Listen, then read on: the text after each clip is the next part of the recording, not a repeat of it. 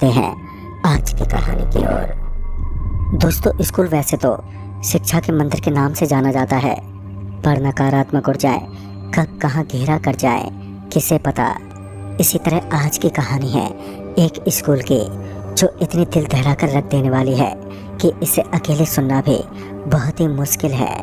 तो आइए जानते हैं इस स्कूल की खौफनाक कहानी। हेलो दोस्तों, मेरा नाम सुमित है। मैं आज आपको अपने स्कूल की एक सच्ची और अनसुलझी घटना बताऊंगा। स्कूल के लोग और सारे स्टूडेंट की एक समय जान निकल गई थी, क्योंकि एक समय मेरे स्कूल में इतनी खौफनाक चीज़ें होने लगी जिसके बारे में कोई सोच भी नहीं सकता। यह वाकया पिछले लॉकडाउन से कुछ महीने पहले का ही है। यह स्कूल जब बना था उससे पहले इतना बड़ा और शानदार दूसरा कोई स्कूल आसपास के इलाके में नहीं था। यह स्कूल सन 2017 में ही बना था। इस स्कूल के निर्माण के बाद काफ़ी स्टूडेंट ने यहाँ दाखिला लिया था और उनमें से एक मैं भी था। स्कूल के शुरुआती दिन काफ़ी अच्छे रहे। मैं उस समय 8वीं कक्षा में पढ़ता था और शुरू के दिनों में सब कुछ ठीक था, पर एक दिन जो हुआ उसने सबको अंदर से हिलाकर रख दिया। एक दिन की बात है, 9वीं क्लास के 2 लड़के ऊपर टेरेस पर गए थे। दोनों शायद घूम रहे थे और उन दोनों में से ही एक लड़का नीचे उतर रहा था। वो अभी सीढ़ियों पर ही था कि उसने एक चीख सुनी। ये चीख शायद उसी के दोस्त की थी। वो जब ऊपर गया तो उसने पाया कि उसका दोस्त टेरेस पर नहीं है और वो टेरेस से नीचे कूद चुका है। फिर वो भागता हुआ नीचे पहुंचा और नीचे एक बड़ी सी भीड़ लगी हुई थी। उसने स्कूल के प्रिंसिपल और एडवोकेट को सारी बातें बताईं। स्कूल की छत पर वॉल्स भी लगे थे, जिसके कारण छत से नीचे गलती से गिरना नामुमकिन था। या तो उस लड़के ने खुदकुशी की या फिर मस्ती करते हुए वो नीचे गिर पड़ा। उसके दोस्त ने बताया कि जब वो दोनों टहल रहे थे तब उसका दोस्त नॉर्मल था। वो तो उस समय बड़े अच्छे मूड में था। उसने अपने दोस्त को कहा भी था कि मैं थोड़ी देर में आता हूँ अपना टिफ़िन खत्म करके। ये सब बाकी बड़ा अनसुलझा सा क्वेश्चन था सभी के सामने। इस घटना के बाद लड़कों को अकेले टेरेस पर जाने के लिए मना कर दिया गया। इस किस्से को बीते 2 हफ्ते बीत चुके थे और एक बार फिर सब थोड़ा ठीक था, लेकिन अब कुछ इससे भी बुरा घटने वाला था। एक दोपहर की बात है, एक लड़का टॉयलेट के ही ऊपर वाले पाइप से गर्दन के बल लटक गया, जो बहुत ही दिल दहला देने वाला था। स्कूल वालों और हम में से किसी को भी समझ में नहीं आया कि ये क्या हुआ। लड़का 10वीं कक्षा में था और इसी तरह अगले 1 महीने में 3 बच्चे स्कूल में ही मर गए। इनकी मौत इतनी रहस्यमय होती थी कि कोई समझ नहीं पाता था। पेरेंट्स भी अब स्कूल के ऊपर गुस्सा थे। ये तो खैर कुछ भी नहीं था और अब आगे जो होने वाला था इसके लिए सबको तैयार रहना था। अब स्कूल में बड़ी अजीब अजीब और डरावनी चीज़ें होने लगी, जैसे कि स्कूल की घंटी छुट्टी से पहले ही अपने आप बजने लगते। जो बच्चे मर चुके होते बावजूद उसके रजिस्टर में उनकी प्रेजेंटी होती। हमें क्लासरूम में ऐसा लगता जैसे खाली बेंच पर भी हलचल और उठापटक हो रही है। ये सब महसूस कर पाना काफ़ी मुश्किल था। स्कूल वाले भी काफ़ी परेशान थे। अब इनकी दहशत एग्ज़ाम के समय ज़्यादा बढ़ने लगी थी, क्योंकि एग्ज़ाम के समय 8वीं से 10वीं तक के बच्चों का एक्स्ट्रा क्लास होती थी और 10वीं वाले बच्चे अपनी असाइनमेंट भी स्कूल के आखिरी कॉरिडोर वाले लाइब्रेरी में बैठकर किया करते थे, क्योंकि उनका वही एक कोना था। इसी तरह एक शाम करीब 4 बजे हमारी क्लास ख़त्म हुई। क्लास ख़त्म होने के बाद जब सभी लोग मेन ग्रिल को खोलने गए तो हमने पाया कि वो ग्रिल बाहर से बंद है। इस वक्त स्कूल में गिने चुने स्टूडेंट और कुछ स्टाफ मेंबर वहाँ पर मौजूद थे। तब आखिर बाहर से किसने ताला मारा होगा? टीचर्स को लगा कि हो सकता है शायद वॉचमैन ने दरवाज़ा गलती से बंद कर दिया हो। वैसे उसे ये बताया गया था कि एक्स्ट्रा क्लास चलने वाली है और उसे ये अच्छे से पता भी था। फिर नील सर पता भी था। फिर नील सर ने जब वॉचमैन को फ़ोन लगाया और उससे कहा कि तुमने बाहर से ताला क्यों मारा है, इस पर उसने कहा, अरे साहब आपको बताया तो था कि मेरी तबीयत सही नहीं चल रही है, जिस कारण मैं 4-5 दिन नहीं आऊँगा। तब सभी को याद आ गया कि आज तो वॉचमैन आया ही नहीं था, बल्कि खुद हम ही लोगों ने ये जिम्मेदारी ली थी कि जब हमारा क्लास और 10वीं वालों की पढ़ाई ख़त्म होगी तो ऑफिस और कॉरिडोर में ताला मार देंगे। अब हम लोग काफ़ी ज़्यादा हैरान थे कि आखिर ये क्या हुआ था। शाम भी ढलने की कगार पर थी और नेटवर्क गायब थे। वैसे भी हमारे साथ टीचर्स थे, जिस वजह से किसी को ज़्यादा घबराने की ज़रूरत नहीं थी। हम लोगों को टीचर्स ने कहा कि आप लोग ऊपर वाले फ्लोर पर ही रहें, तब तक वो कुछ करते हैं। टीचर्स ने लगातार पेरेंट्स या किसी को फ़ोन करने की कोशिश की, पर कोई फ़ायदा नहीं हुआ। हम लोग ऊपर ही इसी तरह इंतज़ार करते रहे। अब शाम रात में बदल रही थी, क्योंकि सबसे ऊपर वाली खिड़की से बाहर का नज़ारा अब थोड़ा अंधेरे में परिवर्तित हो रहा था। स्कूल के कमरों की लाइट्स जल रही थी, बस इसी कारण अंदर से थोड़ा बेहतर लग रहा था। लेकिन ये भी बस कुछ ही पल की राहत थी। फिर थोड़ी देर में नीचे मौजूद स्टाफ और टीचर्स ऊपर आ गए और उन्होंने कहा कि कैंटीन से उनके लिए खाने की व्यवस्था हो जाएगी। तब तक सब एक ही क्लासरूम में बैठे रहें, वो कुछ देखते हैं। इतना कहने की ही देरी थी कि पूरे स्कूल की लाइट अचानक से गायब हो गई। अब डर का असली खेल शुरू हो रहा था।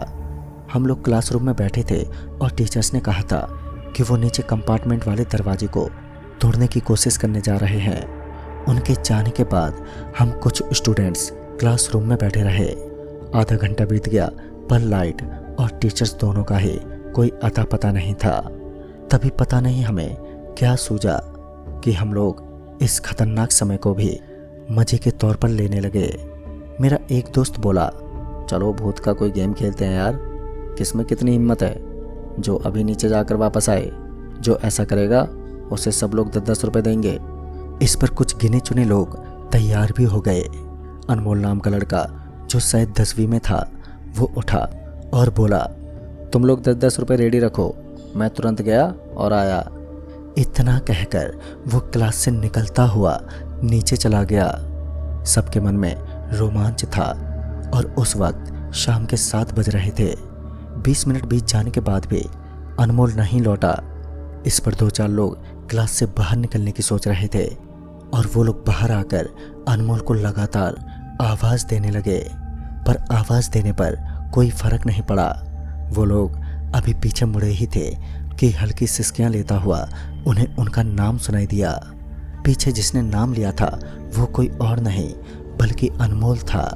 क्लास के सभी लोग उसे देखकर हैरान रह गए, क्योंकि अभी जब सबने नीचे टॉर्च मारी थी तब अनमोल का कुछ अता पता नहीं था।